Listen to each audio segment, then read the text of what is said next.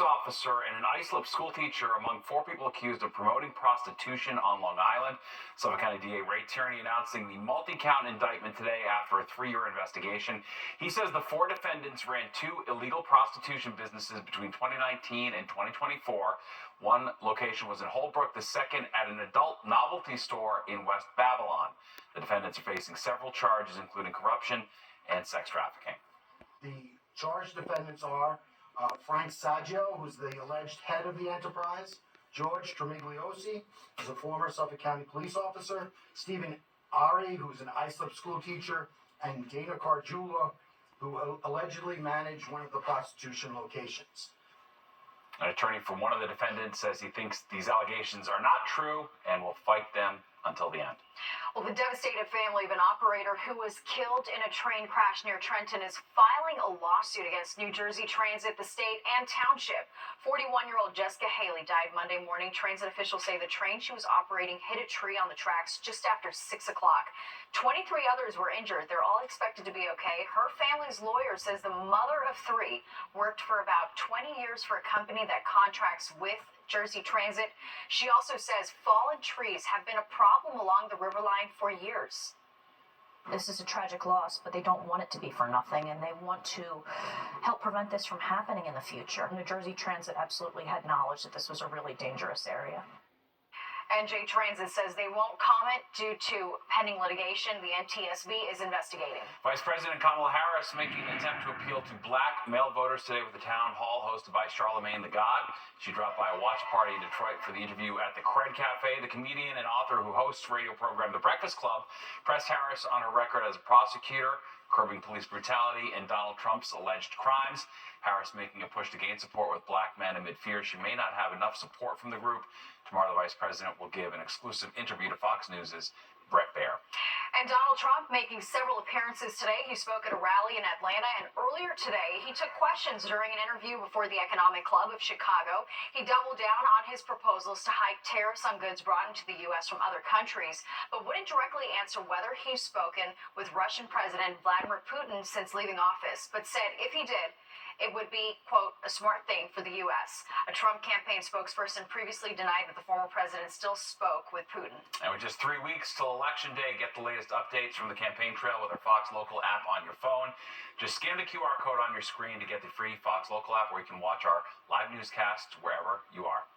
Well, after raids and busts, a new push to clean up a troubled part of the city. All right, what you'll see on Roosevelt Avenue in Queens is part of the city's crackdown. And what a time to be a New York baseball fan. The Mets have their Game 3 of the NLCS tomorrow, but tonight it's all about the Yankees, and Game 2 of the ALCS will take you live to the Bronx.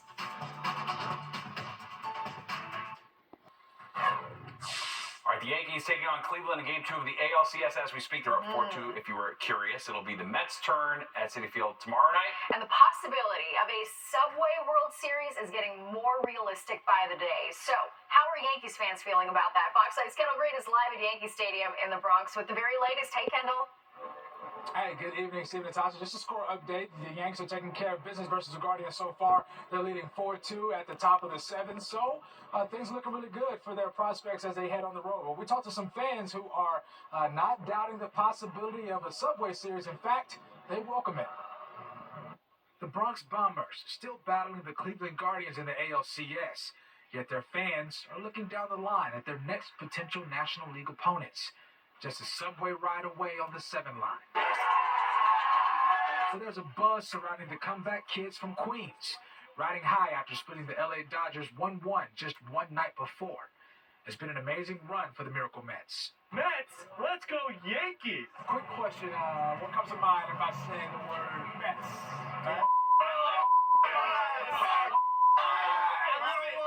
Subway Series! I want a Subway Series. You want a Subway Series? What can I do for you as a Yankee fan? As a Yankee fan, I love to see the New York 2 teams battle it out. The Yankees' bid for a World Series title has been almost a business trip already marked on their calendars. We're going to get the W, and we're not coming back here. We're going to be back here, Game 1 of the World Series. And fans who've counted decades entering Yankee Stadium aren't against seeing a Subway Series on baseball's biggest stage. I'm a true Yankee fan. I don't like the Mets.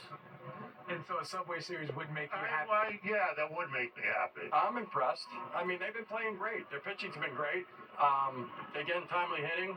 We'll see. Dodgers are very injured, so this is their opportunity to really advance to the World Series. Well, this father-son duo's split on who they like to see on deck should the Yankees advance. I kind of want to see Mets Yankees. Bring it back to 2000. That'd be great. I'd rather see Yankees Dodgers bring back the 50s, the way they used to play every year. Actually, they're both doing pretty well. It could be a definite possibility, I think. But after 24 years, this fan shares it's just a matter of time. It'll be fun to kick their behinds in the Subway Series. Now, if that does come to fruition, Steve, you know this will be a very busy series to cover. And the Yankees, they still have to take care of business here, and the Mets have to take care of business at Citi Field starting tomorrow. So we'll see how things go. I'll send things right back to you, Steve. Good deal. Exciting stuff. We appreciate it. Thanks, Kendall. And meanwhile, the Mets are back home after their Game 2 win, which tied up the NLCS at 1 game apiece. The Amazons will now play the next 3 games at home at Citi Field. If they win all 3 in Queens, they would advance to their first World Series since 2015. Game 3 starts tomorrow at 8:08 p.m. All right, to football now. One of Aaron Rodgers' favorite receivers is now a New York Jet. Devontae Adams making a surprise appearance with the Jets quarterback on the Pat McAfee show to announce the blockbuster trade. Rodgers and Adams played together for 8 seasons in Green Bay, where they were a lethal offensive combination. And the NFL giving the go-ahead for superstar Tom Brady to buy a minority stake in the Las Vegas Raiders, about 5% of the team in total. Now, as part of that deal, the 7-time Super Bowl champ cannot come out of retirement, so he's not going to suit up for the Raiders unless he sells his stake in the team. He's also not permitted to attend production meetings in person or virtually, and may not have access to the team facilities or players and coaching personnel. However, Brady is allowed to broadcast Raider games. Tom Brady coming out of retirement? Yeah, exactly. I'm not going to hold my breath. Yeah, there you go. All right, well, now to the latest on the corruption scandal at City Hall. Mayor Adams taking questions from reporters today. This is new numbers show his campaign fundraising has really taken a toll in the wake of his federal indictment. Fox 5's Morgan Mackay has the latest from City Hall. No. And that no is all Mayor Eric Adams would say when asked if he believes New Yorkers are losing faith in him.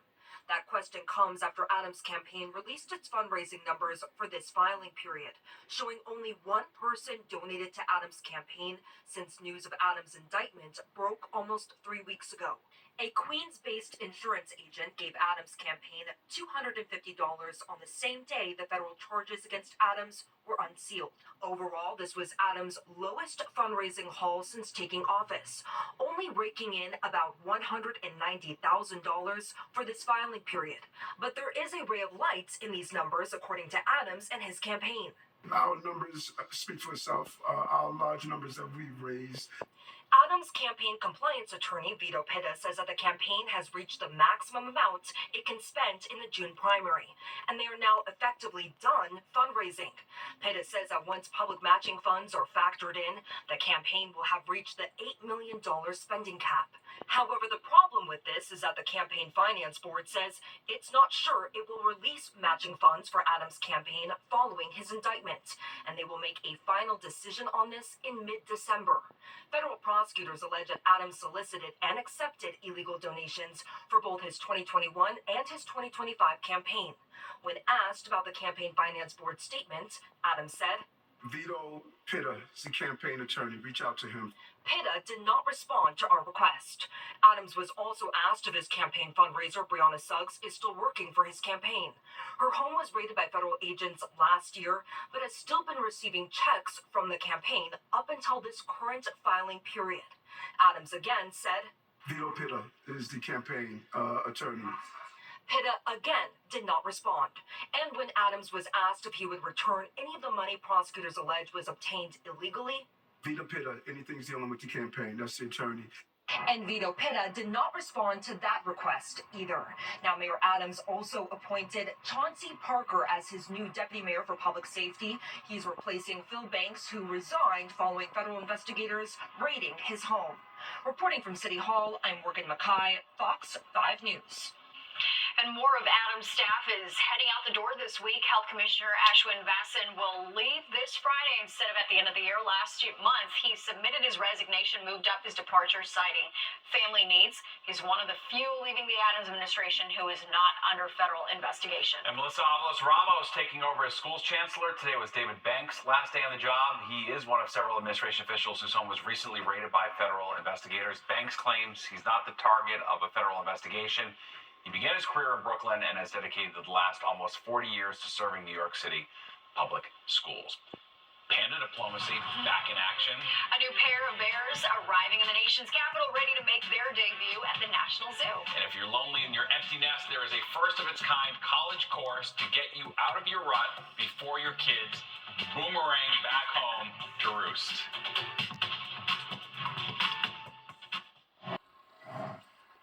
A pair of giant pandas from China have officially arrived in Washington, D.C.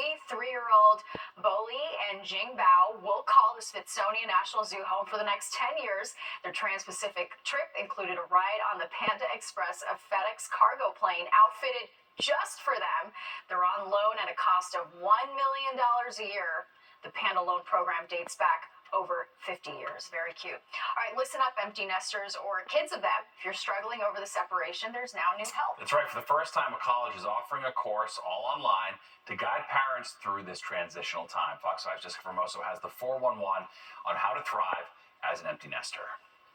It's a bittersweet phase for parents, becoming empty nesters. Becoming an empty nester is a transition stage that does hit adults at many different ages of life. Whether it's when the kids go off to college or move out, coping with the so-called empty nest syndrome can be emotionally overwhelming. Not only is this a time of life that may have a sense of pride, a sense of grief, a sense of sadness, but also a sense of curiosity of what can we do next and how can you build a new community. Helping build that community, Arizona State University. It's offering a new course, Thriving in Your Empty Nest Chapter, one of the first of its kind online class. It's really meant to be a place to come together to understand what the research and the reality and life is for you as a cohort, and that you can go through that with people who are experts in the space. Teaching the course, Carrie Cardinale of Modern Elder Academy, a midlife wisdom school. The goal of this program is to bring people together from all over the world who can share their conversations, explore their shared interests, unpack this identity change that starts to occur as the kids are going off to school, and reflect on what's a new sense of purpose that can really evoke a sense of vitality going forward. Learning and understanding how to navigate this new chapter in their lives and renew their purpose and identity outside of being a parent. You'll get to watch videos from different guest experts and thought leaders who are thinking about this, who are also empty nesters. You have a chance to come together on Zoom that is super conversational, interactive. People make friends, they stay connected. Have a chance to do some reflection. The 4-week course costs $500. You can apply for a scholarship. The class will meet once a week starting September 27th. In the newsroom, I'm Jessica Formoso, Fox 5 News. I still remember my mom crying when she dropped me off at college, and then, It's a real no, it is. Now that I've got a daughter myself, I understand it all. Well, it's the video that tugged at everyone's heartstrings. That's right. A dog tied up and trapped as Hurricane Milton barreled down on Florida. Remember this? Well, now police say they found the owner who's responsible. Plus this. Every person who resides or works along this Roosevelt Avenue corridor deserves a clean and safe neighborhood. The city swooping in to sweep Roosevelt Ave, but will the new push be enough to solve the quality of life issues there?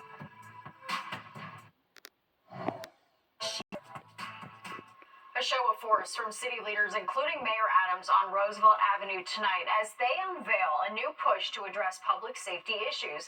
Now it comes after police did a sweep earlier today of that same street plagued with problems. All right, Roosevelt Ave has a long history of quality of life issues causing problems for people who live and work there. Just last month, Fox 5 cameras were there after police raided what they said was a brothel operating as a massage parlor. So what's changed? Fox 5's Teresa Priolo lays out the city's Operation Restore Roosevelt. Roosevelt Ave along Flushing, Corona, and Jackson Heights, Queens, used to be a vibrant, multicultural hub, a shining example of New York City as a true melting pot. Now it's filled with prostitutes, brothels, illegal street vendors, and families longing for a better life for their kids.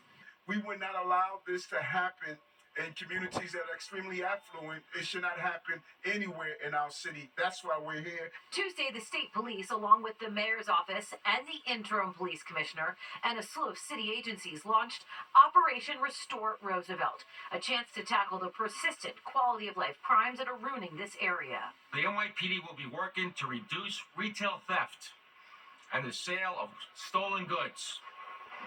Additionally, removing illegal, unlicensed vendors and illegal vehicles in the surrounding area, which is important to all of you.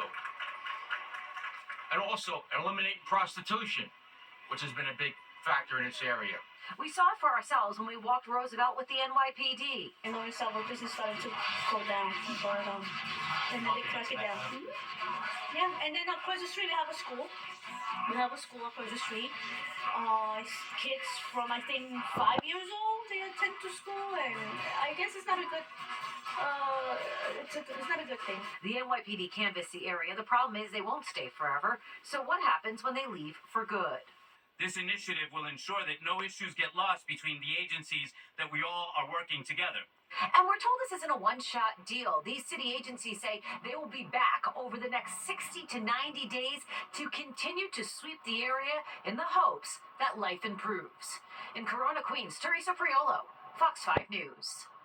Well, an abandoned dog left tied to a fence in Florida before Hurricane Milton is now safe and sound with a new name, while his owner has been charged with animal cruelty. Now, troopers found this dog standing in water up to his chest in Hillsborough County after a Good Samaritan spotted him tied to a pole near the highway. Authorities say the bull terrier, now named Trooper, was more at risk from his 23-year-old owner than the hurricane itself.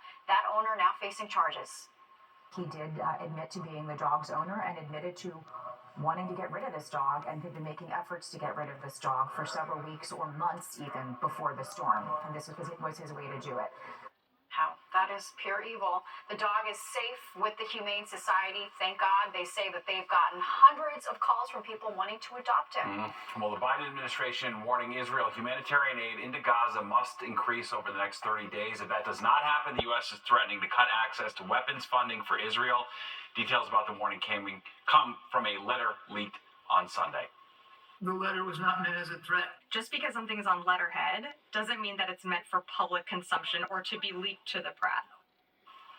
It was sent amid deteriorating conditions in northern Gaza and an Israeli airstrike on a hospital tent site in central Gaza that killed at least 4 people and burned others. Well, it is one of the most closely watched races in the tri-state. Curtis Bashaw and Andy Kim vying for the former Senate seat of Bob Menendez. Tonight, we sit down with Andy Kim. And health coach hype. Accountability is key when trying to stay healthy, but this latest trend might not be all it's cracked up to be on social media.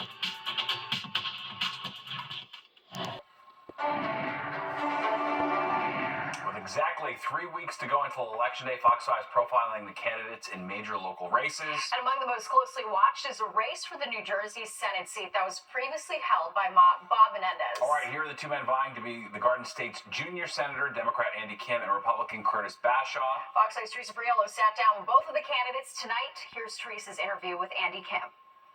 I'll be honest with you, I look around at what you were saying, all the craziness with politics. When you ask Congressman Andy Kim why he'd want to seek higher office, a job with an approval rating so abysmal, his answer is quick and clear. I'm worried about what kind of America my kids are going to grow up in. So, this is my way of trying to be a good dad, trying to shape and, the America that they live in. The son of South Korean immigrants, Kim is a 3-term Democrat in Congress, representing parts of Burlington, Mercer, and Monmouth counties. We met in Elizabeth, New Jersey at the Tropicana Diner to discuss his upbringing, his expertise, and his vision for the future.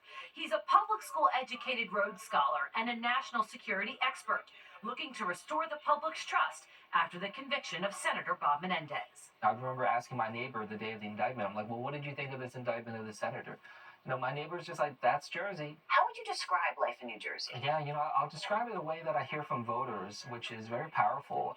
I've heard from a number of people say it feels like death from a thousand cuts. Like the people I know, they just want to live a life of security and stability. They're not asking for the moon. We got billionaires building rocket ships to outer space. Like the vast majority of people in New Jersey, they just want to live a good life. The Progressive Democrat made headlines this summer speaking at the DNC, in part because of this photo taken on January 6th. He has served under Republicans and Democrats and has flipped a Trump district twice. As he toured Union County, he talked about distrust in government and the frustrations voters, especially Trump supporters, share with him. I try to explain my experience of having worked for 2 years in Congress when Trump was president and seeing the dangers that were there. Not just, we saw how he was the one that put forward the salt tax cap, for instance, that hurt a lot of families here in New Jersey. Kim believes it's the economy that'll bring voters to the polls. Ultimately, I think people are coming in this from the situation of, do I feel like I can afford to live here and provide my family with the stability and security that they want? On the issues, Kim approaches two from a national security standpoint: the migrant crisis and the Israel-Hamas war. On immigration, New Jersey and other parts of the country are getting saddled with the burden for the failure of the federal level. But what I've learned is a lot of my colleagues that yell the loudest about immigration, they don't actually want to solve it because it's a really good campaign issue for them. and on the war. New Jersey is in a unique spot, home to over 600,000 Jews and a robust Palestinian population. It seems like right now the two camps in this country are pro-Israel or pro-Palestinian. Where do you fall? Yeah, well, first of all, it doesn't need to be binary. Yes, I support Israel. I believe in Israel's right to defend itself. They're surrounded by these violent actors that don't believe in Israel's right to exist. So I understand where they're coming from. That we want to make sure that they have the capacity to defend themselves. But that doesn't mean that we can't have in our hearts a sense of grief for the loss of so many civilians in Gaza and elsewhere throughout the region. In Elizabeth, New Jersey, Teresa Priolo, Fox 5 News. And you can see our interviews with Andy Kim's opponent, Republican Curtis Bashaw, tomorrow night right here on the 10 o'clock news. Well, you've heard of life coaches, but what about a health coach? All right, it's the latest trend clogging up our social feeds, especially with posts promising anyone can be one. So could health coaching be for you? Plus, the garden in Little Italy is set to be evicted by the city at the end of the week, but its supporters are digging in their heels.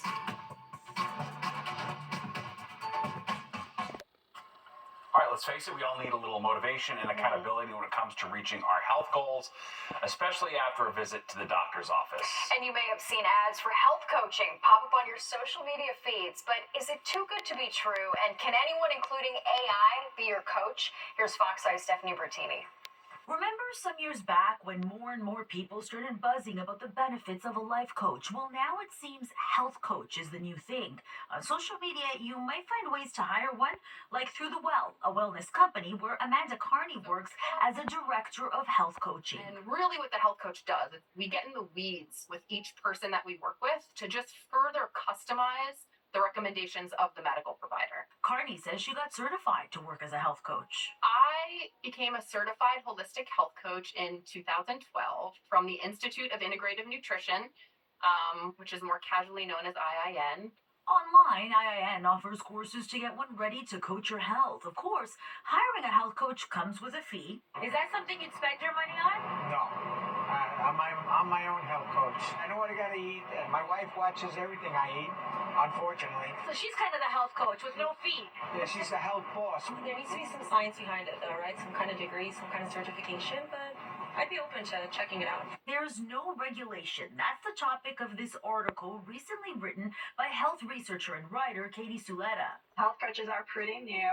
While health coaches can help someone address specific health concerns or needs, like weight loss, for example, Suleta says there is a major concern among some professionals within the medical community. The main concern that I have and that others watching the industry develop have is that it's completely unregulated.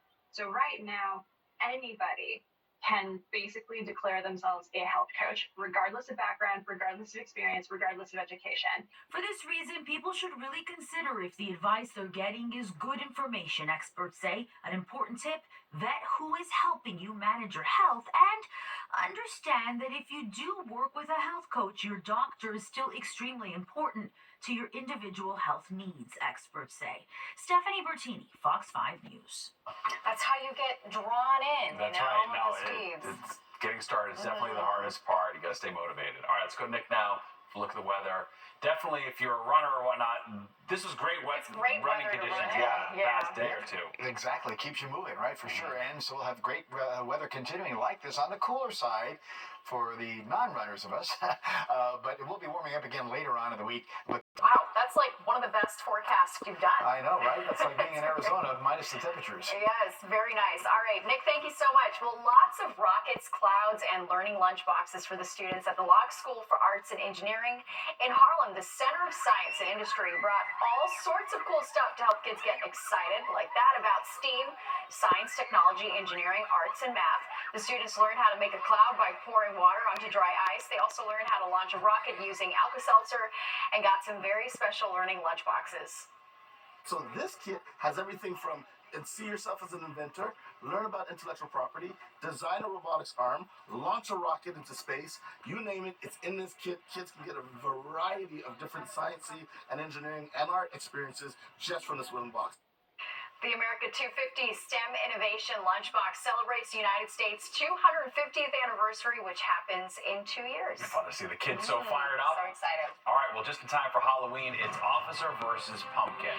And let's just say, this suspect is full of hot air.